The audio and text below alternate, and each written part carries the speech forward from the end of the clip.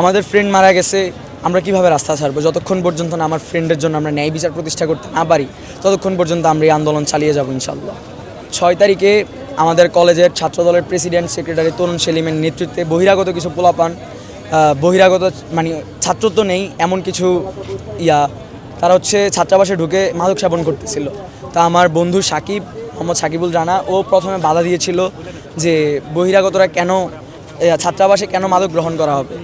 তারপরে হচ্ছে তরুণ সেলিম নেতৃত্ব দিয়ে প্রায় 50 থেকে 60 জন পোলাপান নিয়ে ক্যাম্পাস ছাত্রাবাসে ঢুকছে। ছাত্রাবাসে ঢোকার পর সাকিবকে নৃশংসভাবে পিটিয়ে হত্যা করা হয়েছে।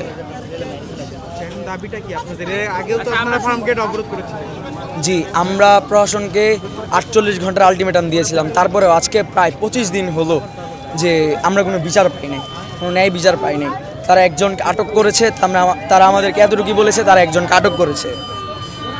একজনকে আটক করার পর এখন পর্যন্ত কোনো আমরা দেখতেছি না, অগ্রগতি দেখতেছি না মামলার। তারা হচ্ছে যতবারই আসছি, যতবারই আমরা নামছি, আমাদেরকে আশ্বাস দেওয়া হচ্ছে আর কিছুদিন সময়। শেষ পর্যন্ত এখন আমাদেরকে জানিয়েছে তারা মামলাটি ডিবির কাছে হস্তান্তর করেছে। এখন ডিবিও এসে আমাদের কাছে সময় চাচ্ছে। আমরা চাচ্ছি এখানে স্বরাষ্ট্র উপদেষ্টা, আইন উপদেষ্টা আসুক, এসে আমাদেরকে আশ্বাস দিক, তারপর হচ্ছে আমরা রাস্তা ছেড়ে দিব। আমাদের একটাই দাবি, আসল আসামিদের গ্রেফতার করা হোক।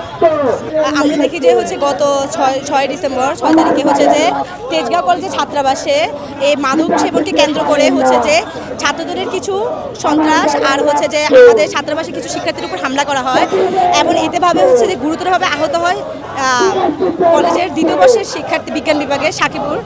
এবং এতে হচ্ছে যে তাকে আইসিইউতে ভর্তি করা হয় এবং গত 4 দিন সে আইসিইউতে ভর্তি থাকার পর সে হচ্ছে 10 তারিখে সে হচ্ছে মৃত্যুবরণ করে। এবং আমরা তেজগাঁও কলেজের সকল শিক্ষার্থী 11 তারিখে ফার্মগেট অবরোধ করি এবং তখন প্রশাসন আমাদেরকে হচ্ছে যে আশ্বস্ত করে যে তারা হচ্ছে 24 ঘন্টার মধ্যে আসল আসামিদের তারা হচ্ছে গ্রেপ্তার করবে। কিন্তু 24 ঘন্টা পার হয়ে গেছে, তারপর তারা বললো যে আরও তাদের 72 ঘন্টা সময় লাগবে এবং এরই মধ্যে তারা হচ্ছে আসল আসামিদের গ্রেপ্তার করবে।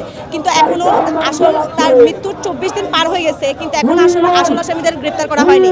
এবং এই জন্য মূলত আমরা আজকে আবার ফার্মগেট অবরোধ করি এবং যতক্ষণ না আমাদের এ দাবি মানা হয় আর হচ্ছে স্বরাষ্ট্র উপদেষ্টা আর আইন উপদেষ্টা আসবে আমাদেরকে আশ্বস্ত করবে যে কয়েকদিনের মধ্যে হচ্ছে খুনিদের গ্রেপ্তার করা হবে, ততক্ষণ হচ্ছে আমরা ফার্মগেট অবরোধ করি।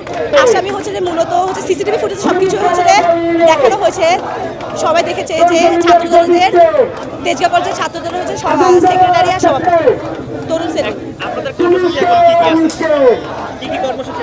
আমাদের একটাই দাবি যে হচ্ছে যে আসল আসামিদের গ্রেপ্তার করা হোক।